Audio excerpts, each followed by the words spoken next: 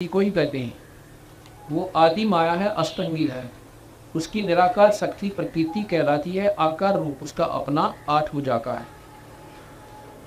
ब्रह्म के साथ उसका अछेद संबंध है, अभेद है। ब्रह्म के साथ उसका अभेद संबंध है। ब्रह्म कौन है? ये ज्योत निरंजन है, गरीबदास जी महाराज, जिसको काल कहे। अब इसमें आया था ना शिव पुराण में, विष्णु पुराण में, कि उस काल ने विष्णु जी को अरेंज किया और फिर उसने सृष्टि रची। रजोगुण में आकर रजोगुण में सृष्टि रची जाती है। तो वो काल कौन है? अब ये काल बताया जा रहा है। ये ब्रह्म, जिसे ब्रह्म कहते हैं, ये महाशक्ति आदि माया है। वे आदि माया महाशक्ति एवं परम पुरुष के साथ रहकर संपादन करने वाली प्रकृति है। परम पुरुष, यहाँ 21 ब्रह्म में श्रेष्ठ परम पुरुष पूर्ण परमात्मा, यहाँ के पूर्ण परमात्मा।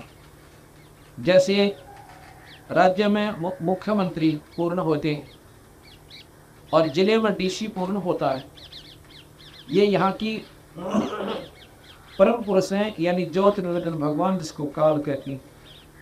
और ये माँ शक्ति, इसी को प्रकृति कहते हैं, ये समझना।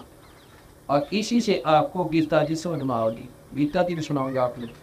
ब्रह्म तो जब भागेगा जी, उनका भी शास्त्र हमारे सामने आएंगे। और फिर गरीबदास महाराज के शास्त्र को पढ़ना। स्वतः भागवत प्रकृति है और ब्रह्म के साथ इसका अभेद संबंध है। ब्रह्म माने निरंजन गया, काल के साथ में, उस परम पुरुष के साथ में इसका अभेद संबंध है। वे अखिल विस्मय की अधीश्वरी हैं। सारे ब्रह्मांड की ये अधीश्वरी यानी महाशक्ति है।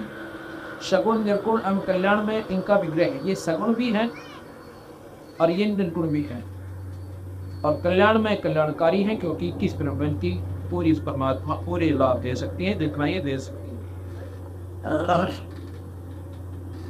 व्यास जी कहते हैं, तुमने उन्हीं से वेद प्रकट हुए। व्यास जी कहते हैं, तुमने जो बातें पूछी हैं वे ही मैंने किस पर नारद जी से पूछी थी। जन्मे जी पूछते हैं व्यास जी, तो व्यास जी कहते हैं कि ये बात मैंने नारद जी से पूछी थी, तो फिर बाकी पूछ रहे हैं। अब नारद जी क्या कहते हैं कि ये बातें मैंने अपने पिता ब्रह्मा जी से पूछी थी। इस सृष्टि का रचनिया कौन से? अब तक प्रमाण हो गया, अर्थात ये प्रमाणित बात है कि ऐसे ऐसे रचित वितरे प्रमाणित 4 संतों ने, महर्षियों ने एक प्रमाणित बात को एक ही मानकर स्वीकार किया। नारद जी कहते हैं, व्यासी प्राचीन समय की बात है, यही संदेह मेरे हर में उत्पन्न हो गया था। तब मैंने अपने पिता अमीन तेजस्वी ब्रह्मा जी के स्थान पर, मैं अपने पिता ब्रह्मा जी के स्थान पर गया, यानी ब्रह्मालोक में, और उसने उनसे इस समय जिस विषय पर तुम मुझसे पूछ रहे हो, यानी सृष्टि की रचना कैसे हुई, ये मैंने अपने पिता ब्रह्मा जी से पूछा। इसी विषय पर मैंने पूछा। मेरे प्रश्न पर लोक पितामह है ब्रह्मा जी मुझसे कहने लगे, बेटा मैं इस प्रश्न का क्या उत्तर दूं? यह प्रश्न बड़ा ही जटिल है महाभाग, तो भगवान विष्णु से इसका समुचित समाधान पा सके। लेकिन फिर बताते भी, भाई पूर्व काल में सर्वत्र जल ही जल था। इस ब्रह्मांड में यहाँ पर पानी पानी था। सथावर जंगम जितने प्राणी हैं उनमें कोई भी नहीं था। तब कमल से मेरी उत्पत्ति हुई। ब्रह्मा जी कह रहे हैं कि उस समय बेटा मैं कमल के ऊपर उत्पन्न हुआ, मेरी उत्पत्ति हुई। मैं कमल की कणिका पर बैठकर विचार करने लगा, इस अगाध जल में मैं कैसे उत्पन्न हो गया। यो विचार करके मैं जल में उतरा। 1000 वर्ष तक पृथ्वी का अन्वेषण करता रहा, खोज करता रहा। इस पर भी मुझे जल का कहीं और छोर नहीं मिला। इतने में आकाशवाणी हुई, तप करो तप करो। तब मैंने तपस्या आरंभ की। कमल पर बैठे ही 1000 वर्ष तक मैं तप करता रहा। फिर उसी समय आकाशवाणी हुई, सृष्टि करो।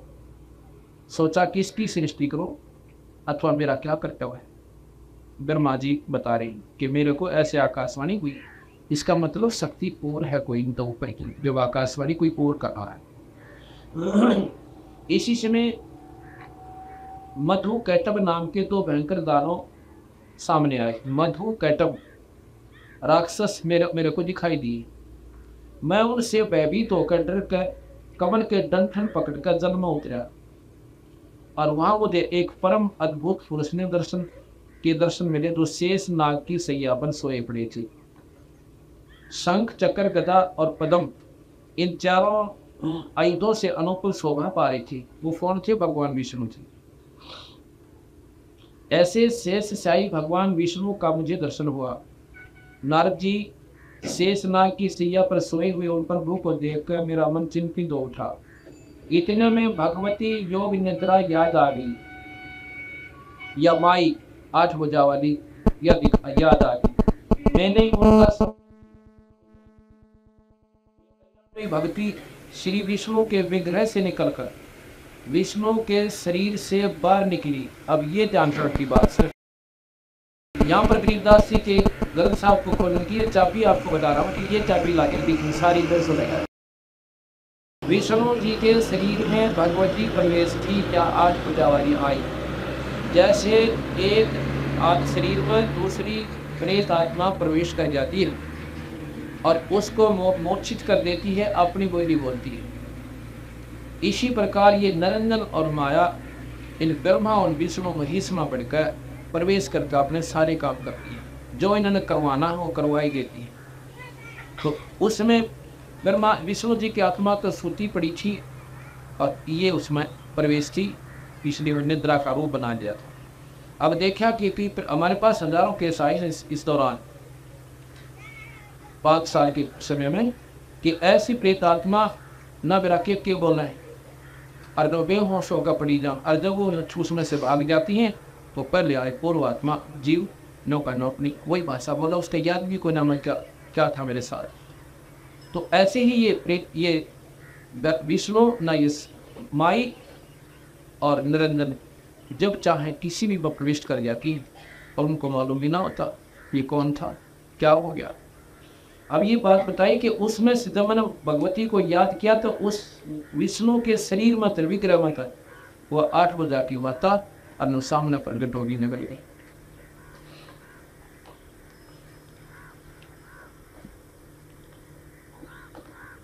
भगवती को याद किया, कल्याण में भगवती श्री विष्णु के विग्रह यानी शरीर से निकलकर अचिंत रूप धारण करके आकाश में विराजमान होगी।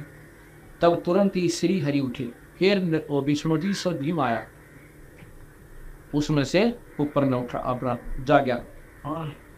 उन्होंने मधु और कैटब के साथ 5000 वर्ष तक बड़ी घमसान लड़ाई की। भगवान विष्णु ने मधु और कैटब नाम के 2 राक्षस जो उत्पन्न हो रहे थे उनकी लड़ाई की और 5000 वर्ष तक लड़ते रहे।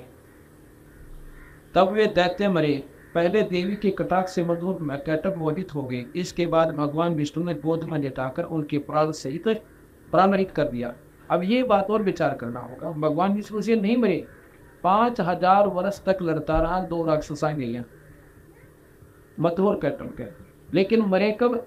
जब माता ने एक सुंदर लड़की का रूप बनाकर और उन राक्षसों के आगे आएगी और वो हो गए उस माई के उस सुंदर रूप पर आसक्त। और उस समय कहते हैं उस विष्णु ने उनको गोड्डा में गिर के फिर मारा, उनका ध्यान बदल गया और उस शक्ति ने उनके साथ ऐसा करके फिर मरवाए ना विष्णु के तो छक्के छुड़ा रहे थे।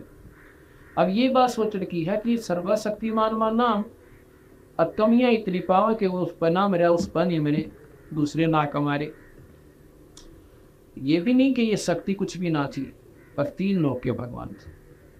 जितनी इनकी शक्ति है शास्त्रों में वर्णित है तो भी साहब ने सत्य मान्या है, पर यह भी बताया है कि आपको पूर्ण सुख नहीं दे सकते।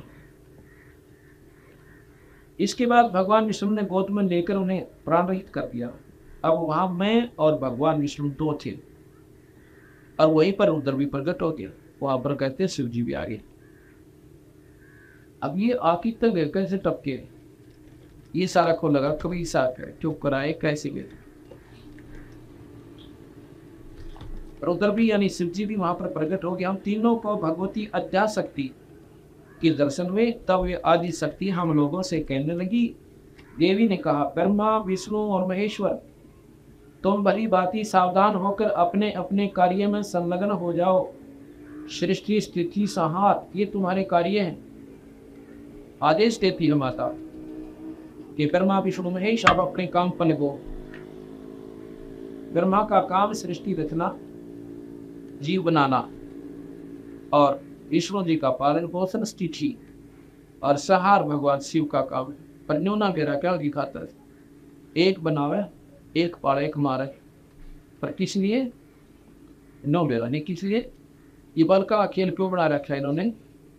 एक तो बना दे इस गंदे शरीर में गधे बनावे, कुत्ते बनावे, पिटिया बनावे, गधी बनावे है, और भाई सांप बिच्छू शेर वगैरह जंगली जानवर बनावे, और एक पाले और एक मारे। भाई फसलों जैसा काम हमारे घर क्यों कर रखा? इसका कार्य क्या है? ये कारण कवि साहब ने बताया कि ये कारण भाई इनके पिता है निरंजन जी, ज्योत निरंजन, जिसको ब्रह्म कहते हैं, जिसको सनातन परमात्मा कहते हैं। और उसने शराप लगा हुआ उसको 1 लाख दीव रोज खाने का। और भाई ये इसलिए ये सारा कार्य को दे रहा, एक बनावे एक पाले एक मारे, 1 लाख जीव रोज उसके पास भेज दिए जाते। अब यहाँ पता चलेगा वो कौन है।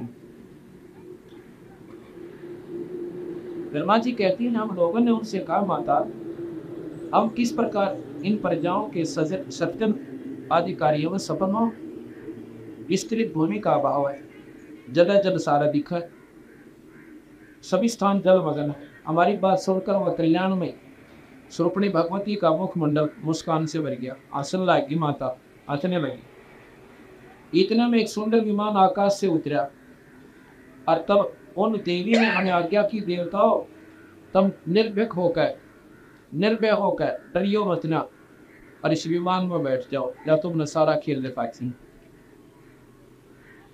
इच्छा पूर्वक निर्भय होकर विमान में प्रवेश कर जाओ। आज मैं तुम्हें एक अद्भुत दृश्य दिखलाती हूँ। उस रतन शरीर विमान पर चढ़कर हम लोग आराम से बैठ गए। ब्रह्मा जी कहते हैं, मन के समान तीव्र गति से चलने वाला वो विमान जिस अपरिचित स्थान पर गया, वहां संपूर्ण फलों से लदे हुए अनेक वृक्ष सुंदर थे। आगे एक अत्यंत सुंदर नगर दिखाई पड़ा। अक्षण भर के बाद ही वह एक दूसरे सुंदर प्रदेश में जा पहुंचा। विमान में बैठे बैठे बता रहे हैं, वहां हमने देखा अनुपम नंदन वन था। सैकड़ों अप्सराएं, यक्ष, गंधर्व, विद्याधर उस पारिजात के उपवन में गाते एवं विहार कर रहे थे। देखा तो वहीं पर महाभाग इंद्र भी बैठे थे। उनके समीप उनकी प्राण प्रिय सची विद्यमान थी। उसी स्वर्ग के दृश्य को देखकर हम आश्चर्यचकित हो गए। इतने में हमारा विमान तेजी से आगे चल पड़ा। वह दीवधाम ब्रह्मलोक में जा पहुंचा। वहां दूसरे ब्रह्मा विराजमान थे। उन्हें देखकर भगवान शंकर विष्णु ने मुझसे पूछा कि चतुरानंद, ये अविनाशी ब्रह्मा कौन है? अब ये बात और देखना, दीवधाम परम धाम ये ब्रह्मलोक है। इनका जो दीवधाम और ब्रह्मलोक जैसे राजधानी, ये इनकी ब्रह्मलोक है। और ब्रह्मलोक है विष्णु का लोक। शिव क्या नाम है? निरंजन का लोक है, काल का लोक है। वहां एक दूसरे ब्रह्मा विराजमान थे। और तो मैंने उत्तर दिया कि मुझे कुछ नहीं पता, सृष्टि के अधिष्ठता ये कौन है। इतने में मन के समान तीव्र गति से विमान तुरंत वहां से चलकर कैलाश के स्वर्ण शिखर पर जा पहुंचा। वहां विमान के पहुंचते ही एक भव्य भवन में त्रिनेत्रधारी भगवान शंकर और मिले। एक शंकर जी तक विमान में बैठा और उसने एक और पाया करा गया।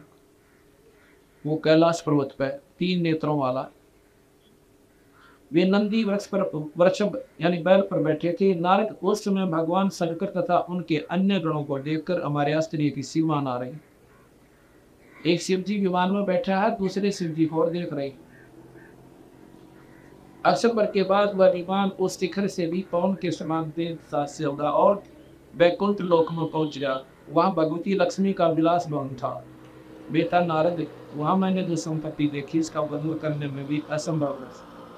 फिर दूसरे विष्णु जी के पास फिर पहुंच गए। एक विष्णु जी विमान में है और एक के लोक में पहुंच गए। वही विमान से तीनों देवता ब्रह्मा विष्णु महेश। ये सोचना ही आपने।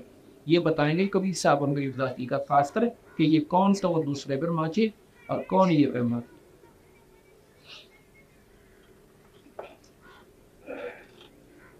उस उत्तम पुरी को देखकर विष्णु का मन आश्चर्य के समुद्र में गोता खाने लगा। वहां कमल लोचन श्री हरि विराजमान थे। इतने में ही पवन के से बातें करता हुआ वह विमान तुरंत उड़ गया। स्त्री आप बेचारे, ये तीन लोग तो देख लिए, ब्रह्मा विष्णु शिव के दो, जिसको महाब्रह्मा महाशिव महाविष्णु कहें। आगे चले। आगे अमृत के समान मीठे जल वाला समुद्र मिला। वहीं पर एक मनोहर द्वीप था। मंदार और व्यापारी जाता आदि दस किस्तों का बढ़ा रही थी। मनोहर वृक्ष उस द्वीप की कोने कोने से मुखबित हो रही थी। उसी द्वीप में एक मंदिर में मनोहर पलंग बिछा हुआ था। बाती बाती के रत्नों से उसकी विचित्र शोभा हो रही थी। उस समय पलंग पर एक दिव्य रमणी बैठी थी। सुंदर लड़की बैठी थी, औरत बैठी थी। उनके गले में लाल रंग की माला थी। लाल वस्त्रों से श्री विग्रह सुशोभित था। लाल वस्त्र पहन रखे उस लड़की ने। उनके गले में लाल रंग की माला थी। लाल वस्त्रों से श्री विग्रह सुशोभित था। वे ऐसी प्रभावपूर्ण देवी थी मानो कौनों विधवियां एक साथ चमक रही हो। वैसी सुंदर स्त्री को मैंने कभी नहीं देखा था।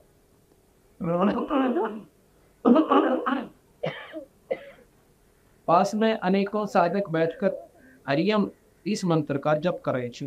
भुवनेश्वरी महेश्वरी आदि नामों से अर्जय नंदों करने वाले देव कन्या चारों में बैठी थी। उन्हें देखकर हम भी महान आश्चर्य में पड़ गए।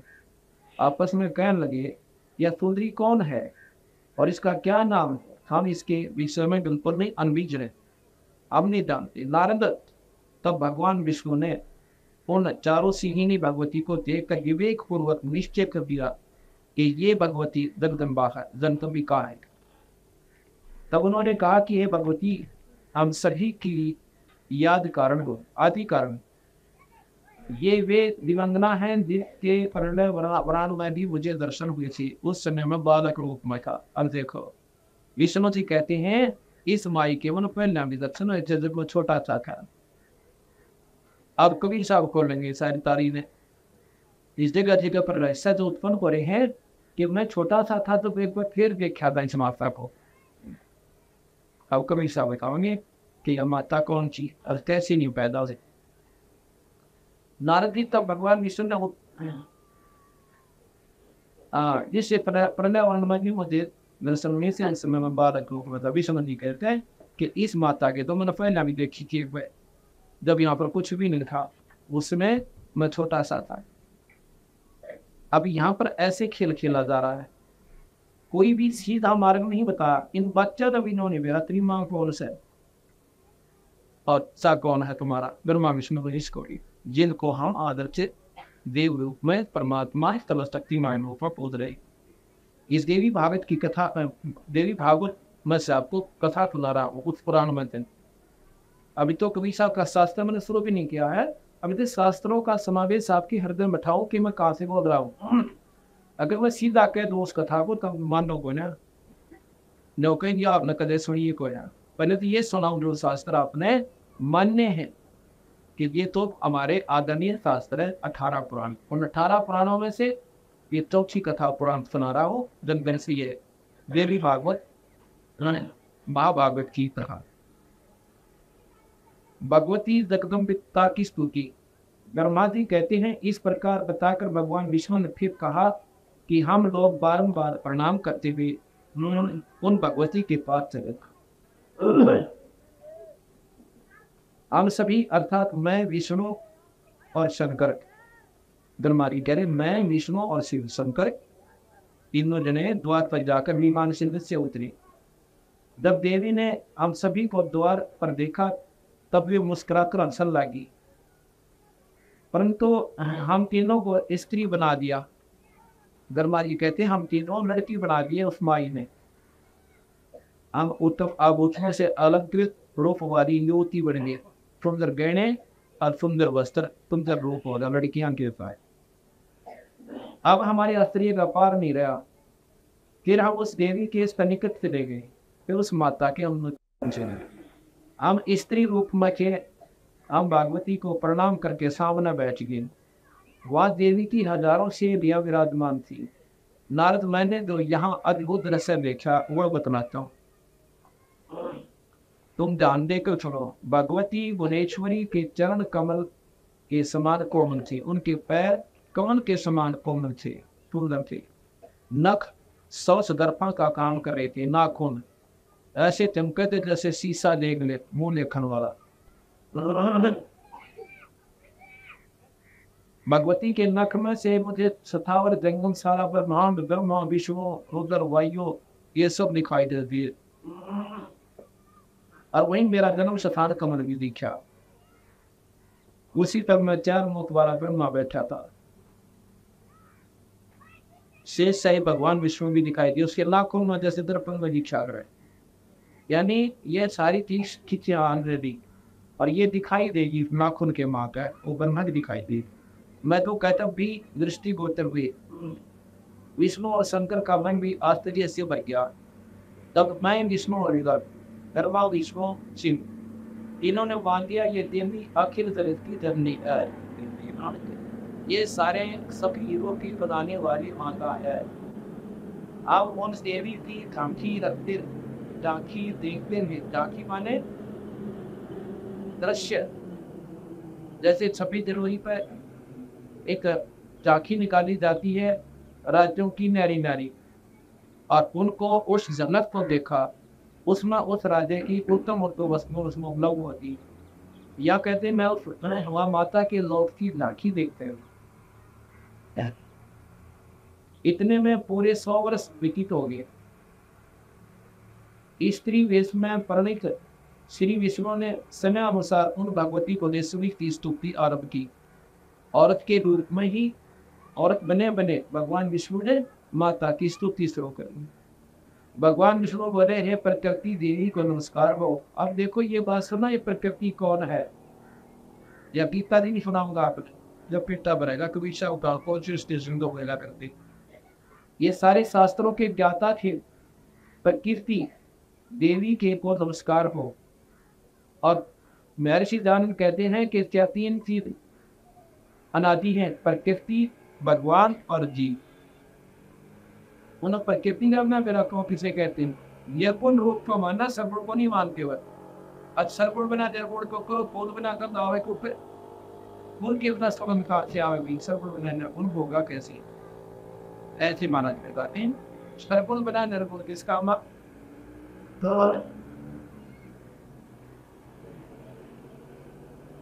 अब वृक्ष जो है आम का पौधा निर्गुण रूप में आम के बीज में है, तो उस निर्गुण में कहता हूँ तो सदगुण बना तालाब दे। आम की उस बीज से वो सदगुण आम का पौधा हो गया, और फिर वो आम बहुत से लंबत होता हम लाभ हो। और निर्गुण आम ने क्या करेंगे वो, उस निर्गुण भगवान का हमें क्या लाभ हो जाता है? हमें तो सदगुण परमात्मा सामने आकर काटी काट जब बात पड़े, अब वो परमात्मा संत के माध्यम से आते हैं। भगवान बोले, प्रकृति देवी को नमस्कार हो, जो कल्याण में स्वरूपणी है, मनोरथ पूर्ण करने वाली है, व्यक्ति अवश्य सिद्ध स्वरूपा है, और भगवती को बारंबार नमस्कार हो। तुम्हारे बनाए हुए जितने भी भवन है, तुम्हारे इस शक्ति संपन्न नख दर्पण में हमने झांकी मिली। क्या आपके नाखून में हमने सारा चीज देख लिया, हम भी उसमें थे, और आप सारा ब्रह्मांड आपके नाखून हम दिखाई दिया। तुम महाविद्या स्वरूपणी हो, तुम्हारा विग्रह कल्याण में हो, तो संपूर्ण मनोरथ पूर्ण कर देती हो। मैं बार बार तुम्हारे चरणों में मस्तक झुकाता हूँ, ईश्वरी करेंगे। भगवान शंकर बोले, हैं देवी, यदि महाभारत विष्णु तुम्ही से बरकत मिलते हैं, तो उनके बाद उत्पन्न वाले ब्रह्मा भी तुम्हारे पाए। इसलिए संपूर्ण संसार की सृष्टि करने में तुम बड़ी चातुर हो। माता पृथ्वी जल पवन आकाश अग्नि गाने तो ये बढ़ेंगे बोली अनंकार ये सब तुम ही हो। इस चराचर जगत की तुम ही बनाती हो, तुम ही बनाती हो। माता ब्रह्मा विष्णु और महेश का रूप धारण करके तुम भी इंसान की रचना करती हो। ब्रह्मा जी कहते हैं अद्भुत तेजस्वी भगवान शंकर की ये बात की करने पर भागवती स्वीकार ने नरवाण मंत्र का सबस नीचा मिलता बोलकर महादेव की वो अपार अल्पवश पद्धति के तहनों में मस्तक झुकाकर वे वहीं बैठ गए। वे भी महामाया जगदम्बी की काकिल चरणों पर गिर पड़ा। मैं भी ब्रह्मा जी कहते हैं मैं भी भगवान भगवती जगदम्बिका यानी उस माया के चरणों में भगवती के चरणों में मस्तक झुकाकर मैं भी वहीं बैठ गया। महादेव जी वहां बैठ के मैं भी मामा जगदम्बिका के चरणों पर गिर पड़ा और मैंने उनसे कहा माता तो अखिल जगत की सृष्टि करने वाली शुद्ध रूपा स्वरूपा हो भवानी तुम एक हो अजा शक्ति हो संपूर्ण स्वतंत्र वेदों ने तुम्हारा योग ज्ञान करा है। माता तुम्हारे संपर्क से ही मैं ब्रह्मा सृष्टि करने में विष्णु पालन करने में और शंकर संहार करने में सुसमय। अब क्या कहते हैं ब्रह्मा जी कि मैं तो सृष्टिकरण में और विष्णु पालन करण में और ग्रंथ शिव ही मार्ग में आपकी शक्ति दे हम कामयाब। यदि आज तुम्हारे से अलग हो जाए तो हम सबकी शक्ति कुंठित हो जाए। अगर आप हमारे से दूर हो जाओगी अगर हमारे वो शक्ति प्रवेश नहीं करोगी तो हम कुछ भी को ना। अब ब्रह्मा जी एक अजब प्रश्न पूछा है ये और आप ध्यान रखना ये 5 दिन का सत्संग इसी के आधार पर हमारा चलेगा।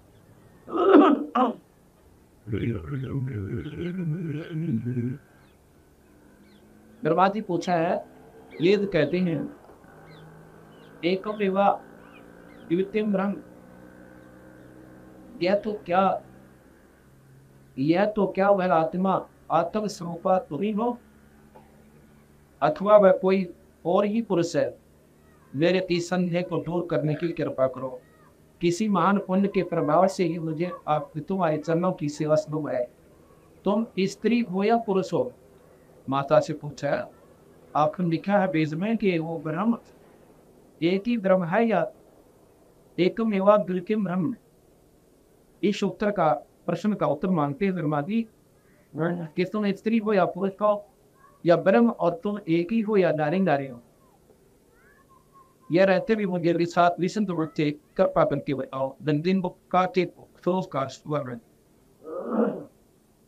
ब्रह्मा जी कहते हैं इस प्रकार मैंने भगवती जगदम्बिका से विनय पूर्वक पूछा। वे मधुर बारी में मुझे कहने चले थे। देवी ने कहा अब माता बताती है कि हम एक हैं ये दो है ब्रह्म एक है या दो है। देवी ने कहा मैं और ब्रह्म एक ही है। अब ये विचारते ना माता कहेंगे कि मैं और ब्रह्म एक ही है और इन ब्रह्म में कभी किंचित मात्र भी भेद नहीं है। मेरे में और इस ब्रह्म में किंचित मात्र भी भेद नहीं है। जो वे हैं वो वही मैं हो और जो मैं हूँ वही वे। इससे सिद्ध होता कि दो तो है ही कोई वस्तु तो दो के भाग में भाव से होना जा रहा है। अगौत प्रति बुद्धि के ब्रह्म से भेद प्रतीत हो रहा है। भगवान की इस सारे संसार में मैं ही व्यापक रूप से विराजमान हूँ। संपूर्ण देवताओं में इन भी नामों से मैं विख्यात हूँ। मैं शक्ति रूप धारण करके पराक्रम करती हूँ यानी प्रतिष्ठि बनकर शक्ति बनकर। गौरी ब्राह्मी रुद्री ब्राही ये सभी मेरा ही नाम है। ब्रह्मा जी मुन शक्ति के प्राण कर जाने पर समस्त प्राणी विस्फोरण है। अगर मेरी शक्ति सब में से निकल जाओ तो तुम भी और ये सब जीव कुछ भी को ना ये मेरे से चल रहे ना। देवताओं अब मेरा कार्य अच्छित करने के लिए दिमाग पर बैठकर तुम लोग फिक्र पकाओ। अब क्या कहते हैं कोई कठिन कार्य उपलब्धि होने पर जब तुम मुझे समझ पाओगे मैं सामने आएगा वो भी। देवताओं मेरा तथा सनातन परमात्मा का ध्यान को सदा करते रहे हो। और ये बात सुनो मैं और भाइयों ये देवी पुराण आलोचनाओं में अब ये संदेश जी में प्रमाण दूंगा आपको वो सनातन परमात्मा कौन है। देवी कहती है ये बताओ, मेरा तथा सनातन परमात्मा का ध्यान तुम सदा करते रहना। मेरा और ब्रह्म का, उस निरंजन को तो सदा याद रखिए। तीनों देवताओं को कहती है ब्रह्मा विष्णु महेश्वर। मेरा, मैं तुम्हारी मां और वो तुम्हारा पिता, इन दोनों का तो पूर्ण ध्यान से श्रवण करते रहना।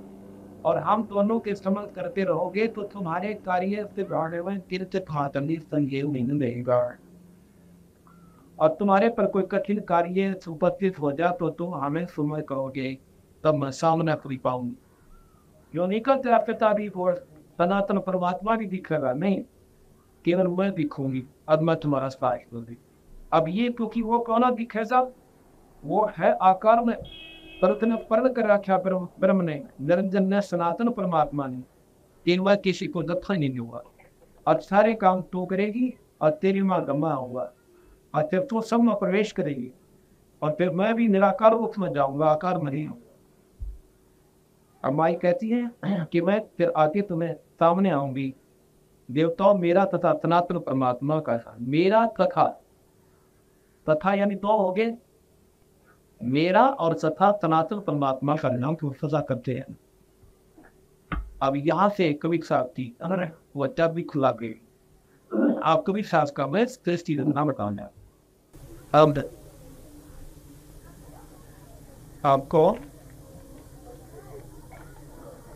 सृष्टि रचना ये कैसे हुई, ये कबीर साहब की वाणी अनुसार और गरीबदास जी की वाणी अनुसार। अब आपने देखा सुना,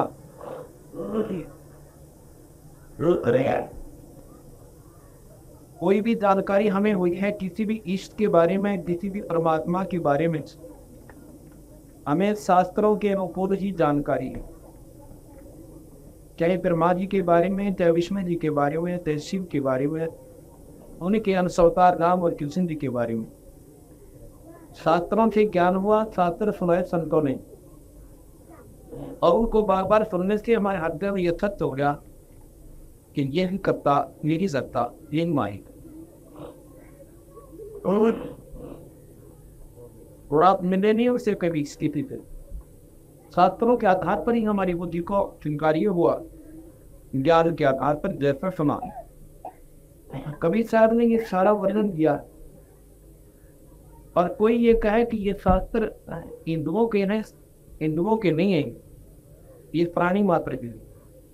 जब ये शास्त्र रचे गए उस समय कोई मजहब नहीं था, ना कोई हिंदू था, ना मुस्लिम, ना सिख, ना ईसाई। ये सिर्फ उसने जब शास्त्र रचे गए ये प्राणी मात्र के लिए रचे गए थे।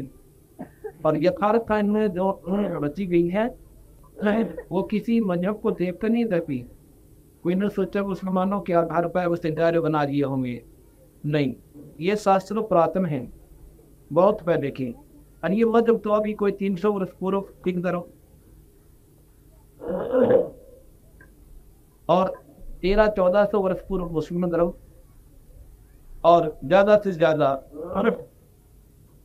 1000-2000 वर्ष पूर्व ये ईसाई धर्म कुछ पहले घुसने का। तो इस प्रकार उस समय के रचित शास्त्र ही है। शास्त्रों को गलत कहना वो नादानी, तो नादान लोगों के काम होते, शास्त्र गलत नहीं होते, लेकिन उनका जोड़ नहीं जुड़ा उनसे, इसलिए उनको नहीं। क्योंकि विष्णु पुराण को पढ़ के कोई शिव पुराण पढ़ा सो को ना पढ़ा जा, उसमें शिव जी को इतना महान बता रखा, धरती तोड़ रखी है। एक भक्त ने जैसे पूछा कि मतलब शिव जी तो ऊपर कोई ना मान है, कुछ भी कह दो। हाँ, जो ने माना कि पूर्ण परमात्मा थे, ये जो चाहे तो कर सकते हैं। मैं बोला देखो भाई, ये 3 लोग के मालिक उतरे और 3 लोग खाएंगे तो चावल तो कैसे कर सकते हैं। इनके कुछ कर्म से इनकी तकनियां निहित करा के जो नजर मंगवा दे। जैसे एसपी के नियम, पुलिस कमिश्नर की नियम, उसकी शक्तियां, वो कानून उसको दे रखे, इन तो बार ही जा सकते आप। इनके अंतर्गत कोई काम है तो खूब कर सकता है, इनसे बार नहीं कर पाते। इसी प्रकार एक बार कहते हैं भगवान शिव के सामने भस्मासुर जी ने तपस्या की और 12 वर्ष तक शिर आसन पर। एक दिन पार्वती जी बोली कि हे भगवान, हे महादेव के देव, आप सर्वज्ञ हो, सर्वशक्तिमान हो, और ये आपके चरना के आपके द्वार के ऊपर खड़ा 12 वर्ष नहीं, इसकी भी सुनो देव। ये सुनो। भगवान शिव प्रसन्न होकर कहते हैं मांग वे भस्मासुर की मांग है। अब इतनी बुढ़ाई सुने पाश्चात आदमी पट्टन न हो जा। पार्वती ने गाय गुण, तुम महादेव के देव हो, तुम तो सर्वशक्तिमान हो, सर्वज्ञ हो, आप कुल धनी हो, जो चाहो सो दे सकते हो, जीव के कल्याण कारक हो। और अब शिव जी ने सोचा तब बात बिगड़ गया। इस बार जो इसको वचन पार्वती मांग, भाई क्या मांगता है तू? भस्मासुर बोला कि महाराज जी वचन बंद हो जा, नो ना मांगो।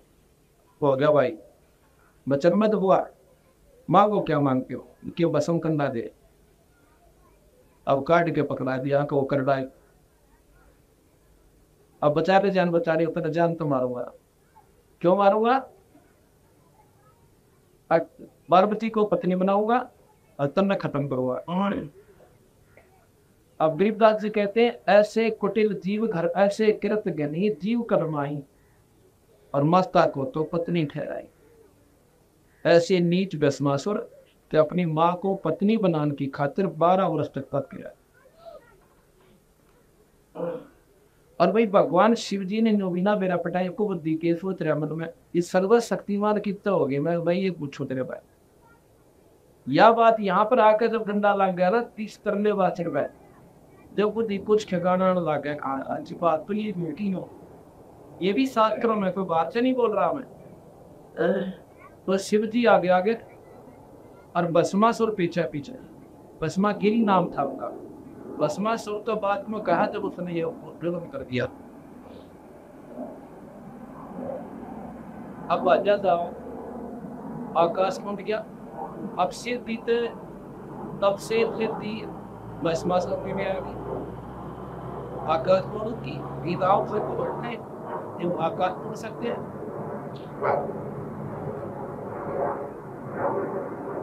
उस समय भगवान शिव भागा जा रहे और भस्मासुर बसक खड्डे को लेकर उसका पीछे भागे। और आगे से भगवान विष्णु जी ने पार्वती का रूप बनाकर और सुखी उसे भस्मासुर के आगे प्रकट हो गए। अब भस्मासुर तो पार्वती खातिर का पाप पीट जाता है, उसको बंद के कारण जब पार्वती को सामने देखा भस्मासुर वही डट गया।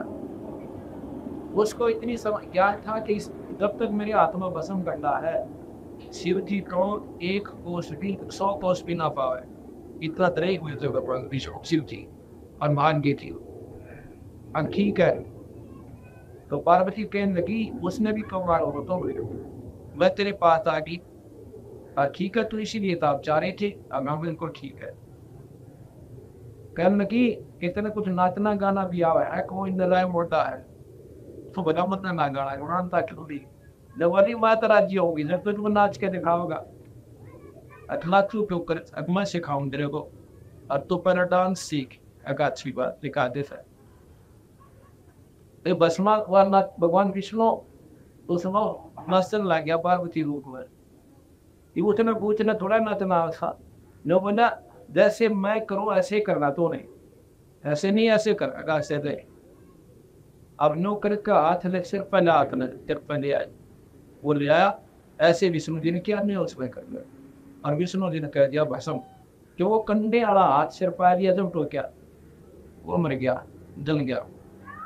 उस कड़े को उठाकर भगवान विष्णु का रूप बनाकर विष्णु जी शिव जी के सामने प्रकट हो गया। जब वो भागीदार, ये विष्णु शिव पुराण में लिखा है। आगे जाकर विष्णु जी कहने लगे, भाई रुक जा पर महादेव जी। महादेव जी कहते हैं आप ही भागो भगवान, मेरे पीछे पीछे आ जाओ। क्या हो गया कि भस्मा राक्षस ने मेरे से भस्म करना मांग लिया और उसकी नीत में आ गया, पर मुझे मारना चाहता है। वो कहने लगा मैं उसे भस्म कंधा ले आया, वो तुझे मारा कौन नहीं? नहीं, उस राक्षस से कौन ले सकता है भस्म कंधा? उसकी जो बदली थी, मैं नहीं मानू महाराज जी। भगवान आप झूठ बोलते हैं। अरे नहीं भले पुरुष, ये भस्म कंधा तो पहचान ले। अपना मैं नहीं मानता इस बात से। न बोला किसी तरह मानना भी कहा कि मन मेरा यकीन ही नहीं हो रहा कि उससे तो ला कैसे सकते हो। इतने में भगवान विष्णु ने एक लड़की का रूप बनाया। आगे जाके उसका वर्णन भी ना कर सकते यहाँ पर जो भगवान शिव के बने।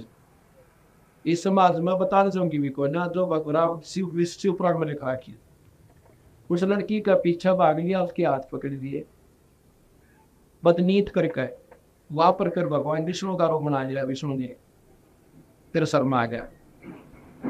अगवाइनो मनो जो कर तू पागल हो गया, राम शिव जी ने वो बस पागल हो जा मैंने उस पर मैंने रूप बनाया लड़की का, पार्वती का। जिस प्रकार तेरी सुपुत्र होगी इसी प्रकार भाव से को निरोध करनी। और फिर उसको पसंद किया। ने बोला कहाँ कर रहा, क्या फिर देखा। जब तसल्ली हुई तो उसकी राख दिखाई। इतना डरा हुआ था भगवान शिव के सर्वशक्तिमान। उस सर्वशक्तिमान ने नो कोई ना मेरा पिता गरीबदास जी के हैं कि इस बात उसके मन में क्या है, और फिर सर्वशक्तिमान के ऊपर भस्म करने क्या असर करे भाई। अब इसमें सेट करा इतना और खा ले, दूसरी बात है अभी इन बातों को विचार करना पड़ेगा। कोई बुराई नहीं कर रहे हो, बुराई तो जब हो आम ने हम अमरूद बतावा, और अमरूद को कोई आम कहे हम आम कहने, अभी अमरूद है आम नहीं है, तो उसको बुराई तो वो जानेगा जिन्हें का मेरे आम न दिख रहा है, इसको मालूम बना फल तो है पर आम ना कहवाए। अमरूद है आम नहीं है, अर्थात ये भी भगवान है पर भाई पूर्ण नहीं है। ये तीन लोग की। अब हम आपको सृष्टि रचना सुनावे। गरीबदास जी महाराज की एक आरती है, अदली आरती अदल पठाओ, योगन योगन का लेखा लो। जादिन नाथे पिंड नहीं प्राणा, नहीं पानी पवन जमी आसमाना। कच्छ मच को हम नहीं गाया, चंद सूरज ने दीप बनाया। ये कुछ भी ना देना चांद थे ना सूरज। शेष महेश गणेश ना ब्रह्मा, नारंग शारद नाम सुकर्मा। ये सिंध 84 ना 33, 9 अवतार नहीं 24 को। 5 तत्व नाही गुण तीना, नाद बिंद नाही घट सीना। ये चित्रगुप्त ना कर्तरमबाजी, धर्म राय ना पंडित का। भाई दो कार अनंत युग बीते, जातिद कागज का उपंती थे। जातिद फिर कहते हैं कि आप कहाँ थे फिर, या कुछ भी नहीं था तो आप कहाँ थे। जातिन थे हम तख्त खवासा, कल के पाजी सेवक दासा। संख्य युगन पर लो परवाना, सतपुरुष के संग आना। दास गरीब कबीर का चेहरा, हमारा सत्यलोक अमरा पड़ेगा, हम सतलोक में रहते। और वहीं पर कबीर भगवान पूर्ण परमात्मा हमारे के ये अनंत कोटि ब्रह्मांड का एक रतीन हिंगार और सतगुरु पुरुष कबीर हैं, ये कोई के सर्जनहार। अब कबीर साहब को हम सिर्फ एक दुलाहा दृष्टि से देखते हैं, दृष्टिकोण से, इसलिए हम उनसे वैसे ही मन नकारा कर देता है कि वो क्या होगा, भगवान होगा दत्ता नहीं तेरे अंदर का। क्या भगवान भाई मुकुट बांध के और कीर लेकर भगवान बना कर। अगर कीरों से भगवान बनता हो और दुनिया को मार काटने तो भगवान बन ही स्वीकार्य हो, फिर तो भगवान ने भाई उस भगवान ने तो उन्हें बैठे बटनदा पड़ हो सकता है, तीरा नहीं हो सकता है कोई। वो तो 1 मिनट में काम करने सबका। ये जो इनकी कुछ और पावर है, ये हथियारों वाले भगवान जो हैं ये पुलिसमय समझ लो SP लेवल के। इनकी कार्य क्षेत्र है कि कोई बकवाद ग्रह न कर दे, उनको दे रखी है। जो सामाजिक तत्व असामाजिक तत्व सामाजिक तत्वों को दुखी करते हैं उन्हें कायदे गबार बगा खत्म करते हैं। जैसे फसल को के अंदर झाड़ दनकार पैदा हो जाते हैं, सो को निकालने की खातिर की खेल पर औजार प्रयोग करता है। इसी प्रकार उनकी ड्यूटी है। अब यहाँ पर है कि पहले कुछ भी नहीं था, केवल सत्पुरुष था सतलोक में। सतलोक का मतलब है वो अविनाशी लोक जो कभी नष्ट ना हुआ है, जो कभी खत्म नहीं होता। गीता जी में भगवान कृष्ण ने, अब गीता जी भी सुनावाएंगे जब हो रहा है करेंगे आपकी, कि गीता जी में कृष्ण जी नहीं बोले, वो सनातन परमात्मा प्रवेश हुआ जो नरेंद्र, और उसने गीता जी कथी, उसका प्रमाण दूंगा आपको इसी गीता जी में, बाहर से नहीं दूंगा। तो गीता जी में भगवान कृष्ण कहते हैं कि जब लोक कल्प का अंत होगा अर्जुन, ये सारे जीव प्रकृति में लीन हो जाएंगे, अर्थात सब खत्म होंगे, ब्रह्मादि के लोक भी नष्ट हो जाएंगे, ब्रह्मा विष्णु शिव नहीं रहेगा, और ना ही स्वर्ग रहेंगे, जो स्वर्ग में निवास करने वाले देवता प्रकार है, जो स्वर्ग ही नहीं रहेगा, और इनके उपासक हंस कहाँ रहेंगे। और इसी प्रकार गरीबदास जी महाराज कहते हैं महाप्रलय जब होगी पृथ्वी तत्व को जल तक ग्रास देगा, सारी पृथ्वी पर पानी ही पानी हो जाएगा, पहाड़ भी पानी में दब जाएंगे, 11 प्रिय और सौरमंडल में त्याग के इस पृथ्वी मंडल को फूक देंगे, जल भी नष्ट, पृथ्वी की राख भी बढ़ा के उठेगी, और ये वायु में आंधी बन जाएगी। इस आंधी को फिर यानी पवन में अगर जल तत्व को पृथ्वी तत्व को जल तत्व, जल तत्व को अग्नि, अग्नि को वायु, और वायु को आकाश तत्व अपने अंदर ले लेगा। आकाश को ये ज्योत निरंजन सनातन परमात्मा अपने अंदर समा लेगा। ज्योत निरंजन को पारब्रह्म भगवान अक्षर पुरुष वो अपने अंदर ले लेगा। अवगत पुरुष, अवगत पुरुष पारब्रह्म अपने अंदर समा लेगा, और ये अमर धूंधुकार का डंका बजाएगा, ये सब ब्रह्मांड टूट जाएंगे, खत्म हो जाएंगे, आपस में बैठ बैठ कर मरेंगे, खत्म हो जाएंगे, और फिर ये जीव महाप्रलय होगी यहाँ पर, है ना। एक महाप्रलय दो टाइप की है, एक महाप्रलय में निरंजन का लोक बच जाता है, वो दोबारा कंस्ट्रक्शन इसी से परमानेंट की करता है, और एक महाप्रलय में ये सब खत्म हो जाते हैं, और एक तीसरी महाप्रलय होगी जब सबका मतलब 21 वर्णन है, और तीसरी महाप्रलय जब होती है जब ये अनंत कोटि ब्रह्मांड ये सब नष्ट हो जाते हैं, केवल सतलोक रह जाता है जिसमें पारब्रह्म भी नष्ट हो जाता है। लेकिन ये स्थिति तो अभी बिना गिनती के बिना गिनती की सिर्फ उलट पुलट बोले जब हुआ की ये